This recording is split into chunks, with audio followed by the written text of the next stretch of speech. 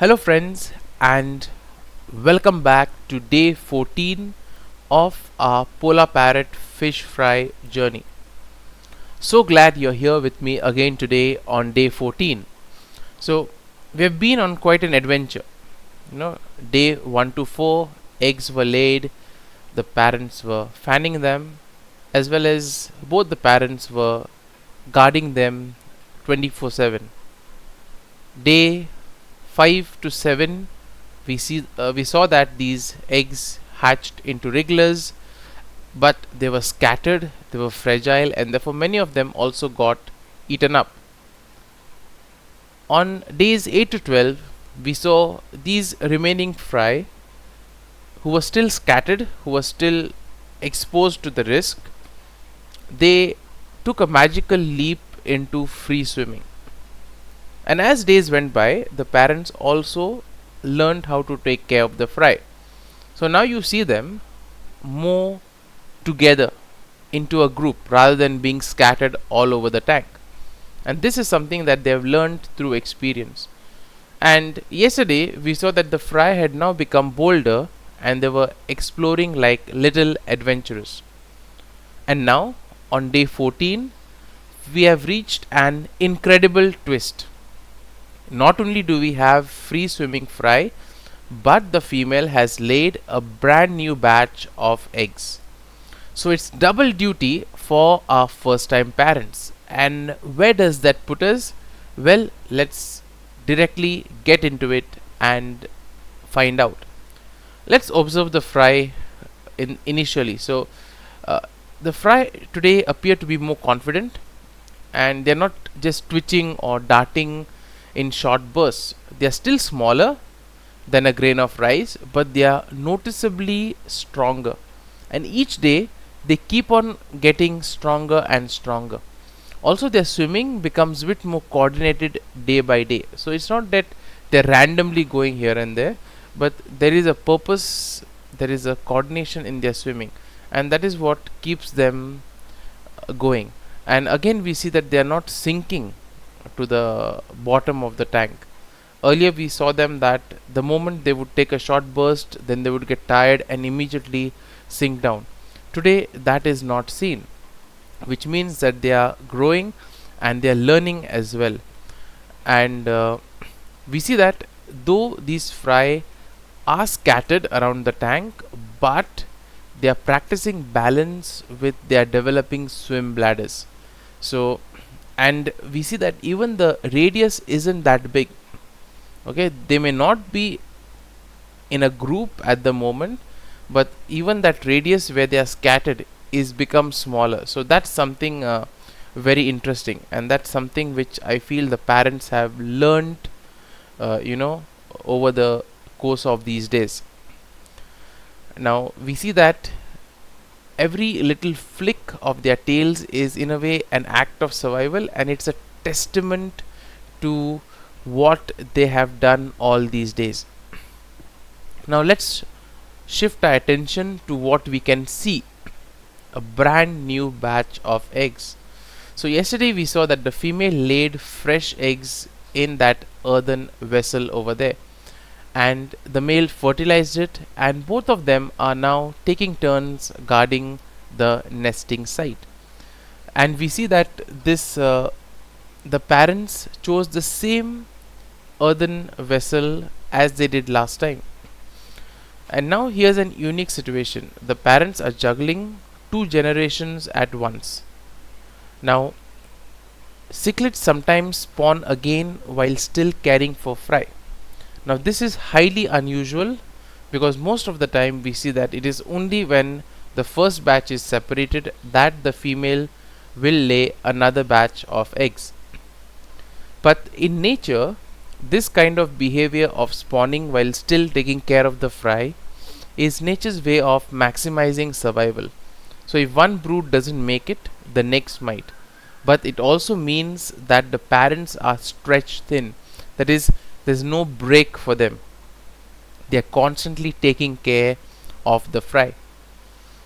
And here's a question for you all: do you think that parents can manage both fry and eggs effectively, or should I step in and separate one group? Well, do let me know your thoughts. I'm going to wait for some time and see how the parents react to the first batch of fry. If I see them getting hostile, if I see them not bothered for the fry, I will step in and separate them. Otherwise, I'll allow them, because this is in a way a very unique opportunity to see this. It's a very unique learning opportunity, and therefore we should kind of, you know, embrace it and just see what happens.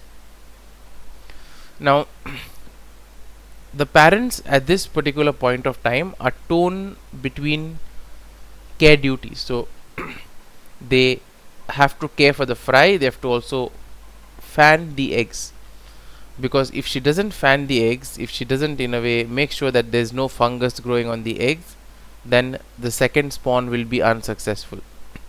So we see that the male mostly has focused on kind of looking after the fry, whereas the female has in a way been dedicated towards the eggs. So they've again split duties among themselves. And now this reminds me of even home parents, right? Human parents juggling a newborn and a toddler. Though it can be exhausting, it can be confusing, but it's still filled with love and instinct. And that is what we appreciate from this pair of polar parrot fish. Now, what about the fry? The fry are feeding on microscopic life in the tank. At the same time, we are also putting some powdered food, and the parents are also doing their part. So they will take the pellets, crush them, and spit it in front of them. So it's a kind of healthy parental care for these fry. Now the fry are also developing better balance, and thanks to their swim bladders, they are more coordinated in their movements, and some are already darting towards food particles. So that's something positive. In just a week's time, we have seen that they have gone from wrigglers that are glued to the surface to active explorers. That's like going from a baby crib to running around the playground in record time. And in case you have this very unique situation of having eggs and fry at the same time in your tank, well, what you need to do is you need to keep water quality stable. Frequent water changes, because two broods means extra waste. Also, offer small frequent feedings of either baby brine shrimp or crushed flakes or even powdered pellets. Again, be cautious with filtration. So sponge filter is the best go-to option in this time, and consider whether you would let nature take its course, or would you intervene with artificial care. So in my setup, I'm letting the parents learn naturally. I'm allowing both the batches of the eggs and the fry to kind of you know manage themselves, because it's a learning opportunity for us, it's a learning opportunity for the parents as well, and this is a situation that you rarely get to see. But it also means that fewer fry will survive, and it also means that the parents will get valuable experience for future spawns. So again, the whole idea is to look at the long term goal, or look at the larger picture. So day 14 reminds us that life rarely unfolds in neat stages. Sometimes responsibilities overlap, like caring for the fry while new eggs arrive. So how do they manage the responsibility? Well, so far they've been doing an excellent job. And this is a lesson in resilience and adaptability. We don't wait for life to get easier before moving forward. Growth often means handling two challenges at once. And just like parents balancing work and a newborn, or students managing studies and jobs, these fish parents are learning on the go how to manage the fry as well as the new batch of eggs. So these fish in a way remind us that even small fragile beginnings carry incredible strength, and life keeps moving forward whether you're ready or not. So therefore today we have seen that the fry are free swimming and growing stronger.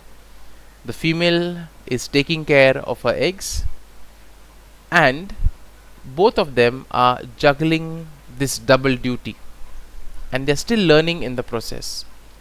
Now tomorrow we'll see whether the parents focus more on the new eggs or on the free swimming fry, and this will be a real test of instinct and endurance. So thank you so much for joining me for this update of day 14. So don't forget to like, share and subscribe so that you don't miss day 15, because this story is only getting fascinating day by day. So till then, happy fish keeping.